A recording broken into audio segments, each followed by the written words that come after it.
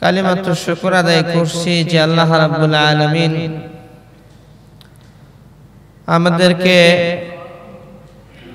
আরবি মাসের প্রথম মাস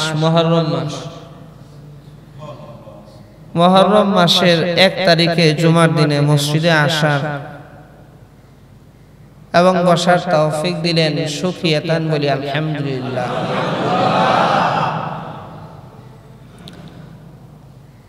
মুহররম মাসের 1 তারিখ আজকে 1447 হিজরি, যে মাসকে বলা হয় আল্লাহর মাস। ফজিলত আর গুরুত্ব বেশি হওয়ার কারণে এই মাসকে বলা হয় শাহরুল্লাহ, আল্লাহর মাস। সবই তো আল্লাহর মাস, কিন্তু গুরুত্বটা বেশি, ফজিলত বেশি, যার কারণে মুহররমকে বলা হয় শাহরুল্লাহ। হুজুর সাল্লাল্লাহু আলাইহি ওয়াসাল্লাম বলছেন, আফদালুস সিয়াম বা'দা রমাদান শাহরুল্লাহিল মুহররম। রমজানের পরে সবচেয়ে ফজিলতের রোজা হইল মুহররম মাসের রোজা।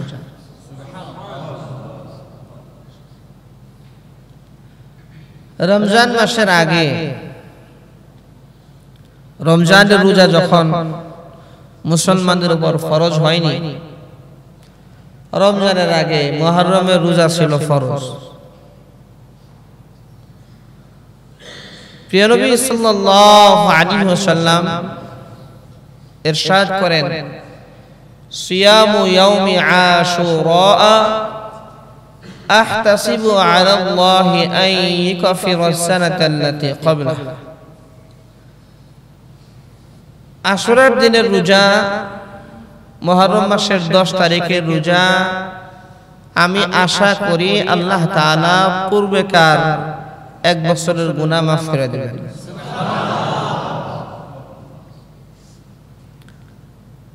প্রিয় নবী সাল্লাল্লাহু আলাইহি ওয়াসাল্লাম বলেন,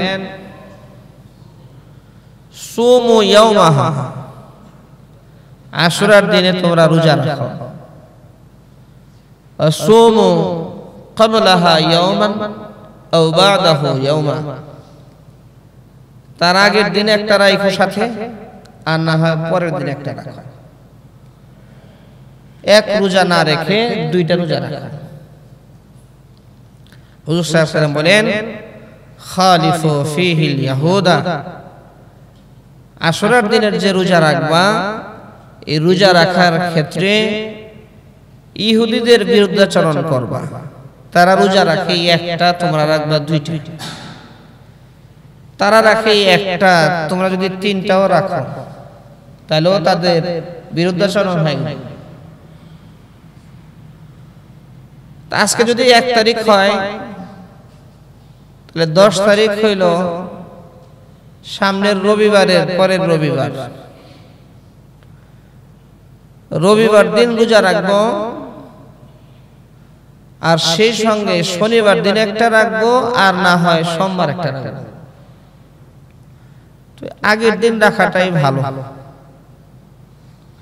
মনে থাকবে না ইনশাআল্লাহ? আশুরার দিন কবে? এই রবিবারের পরের রবিবার, মুহররমের 10 তারিখ। হুজুর সাল্লাল্লাহু আলাইহি ওয়াসাল্লাম যখন মদিনায় গেলেন, মদিনায় যাওয়ার পরে দেখলেন যে ইহুদিরা রোজা রাখছে। হুজুর সাল্লাল্লাহু আলাইহি ওয়াসাল্লাম জিজ্ঞেস করলেন, তোমরা রোজা রেখেছো কেন? তারা বলল যে এই দিনে আনজাল্লাহু তাআলা মূসা ওয়া কওমা,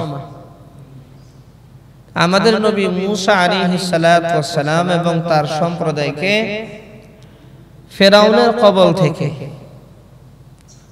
আল্লাহ রাব্বুল আলামিন এই দিনেই হেফাজত করছেন।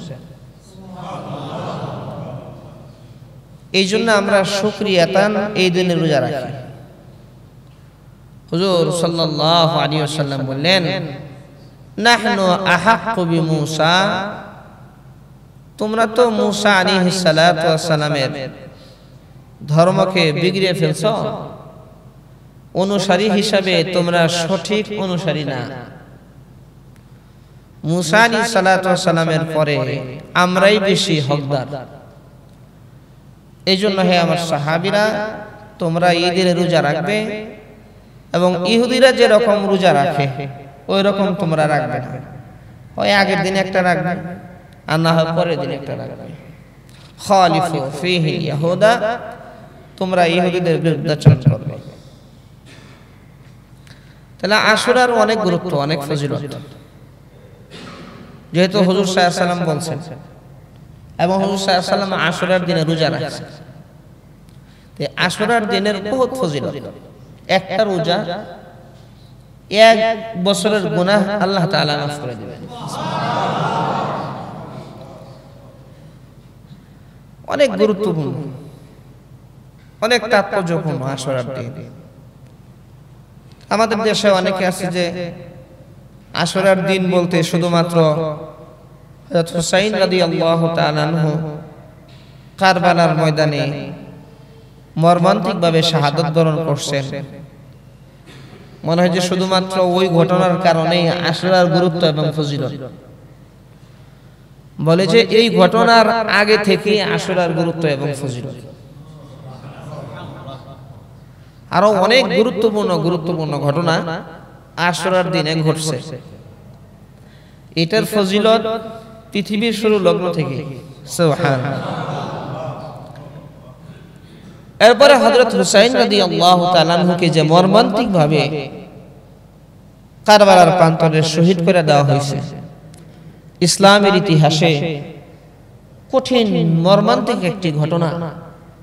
হুসাইন রাদিয়াল্লাহু তাআলা আনহুকে কারবালার প্রান্তরে সপরিবারে শহীদ করে দেওয়া এবং পানি পিপাসায় ছোট ছোট বাচ্চারা যে কাতরিয়েছে এবং যেইভাবে মর্মান্তিকভাবে শহীদ করে দেওয়া হয়েছে, এটা প্রত্যেকটা মুসলমানের হৃদয়ে গভীরভাবে আপনার বেদনার ছাপ, যে এরকম ভাবে হযরত হুসাইন রাদিয়াল্লাহু তাআলা আনহুকে শহীদ করে দেওয়া হয়েছে। এটা অনেক বড় দুঃখজনক একটা ঘটনা, বেদনাদায়ক একটি ঘটনা। তো আশুরার দিনের ফজিলত তো পৃথিবীর শুরু লগ্ন থেকে। আর মুহররম মাস এমনিই বরকতের মাস, এই জন্য ইনশাআল্লাহ এই মাসে আমরা বেশি বেশি রোজা রাখার চেষ্টা করব ইনশাআল্লাহ। পারা যাবে না ভাই ইনশাআল্লাহ? আল্লাহ রাব্বুল আলামিন বলেন, فَمَن يَعْمَلْ مِثْقَالَ ذَرَّةٍ خَيْرًا يَرَهُ, যে ব্যক্তি যারা পরিমাণ, বিন্দু পরিমাণ ভালো কাজ করবে, কাল কিয়ামতের দিন সেটি সে দেখতে পাবে। وَمَن يَعْمَلْ مِثْقَالَ ذَرَّةٍ شَرًّا يَرَهُ, আর যে ব্যক্তি যারা পরিমাণ, বিন্দু পরিমাণ গুনাহের কাজ করবে, অন্যায়ের কাজ করবে, কাল কিয়ামতের ময়দানে সেটিও সে দেখতে পাবে। ছোট্ট একটা নেক আমল যদি কোনো আল্লাহর বান্দা বা আল্লাহর বান্দি করে, সেই ছোট্ট আমলটাও কাল কিয়ামতের ময়দানে সে আমলনামার মধ্যে দেখবে। আর ছোট্ট গুনাহ যদি কেউ করে, কাল কিয়ামতের ময়দানে তার আমলনামায় সে দেখবে। বান্দা যখন তার আমলনামার মধ্যে ছোট ছোট গুনাহগুলো দেখবে, তখন সে বলবে, হায় লা ইগাদিরু সগীরাতান ওয়ালা কাবীরাতান ইল্লা আহসাহা, ছোট বড় সব কিছুই আমার আমলনামার মধ্যে সংরক্ষণ করা হয়েছে। এটা কেমন আমলনামা? কেমন আমলনামা? ছোটর চাইতে ছোট একটা বিষয় এখানে গোপন নেই, এখানে তো দেখছি সব কিছু সংরক্ষণ করা হয়েছে।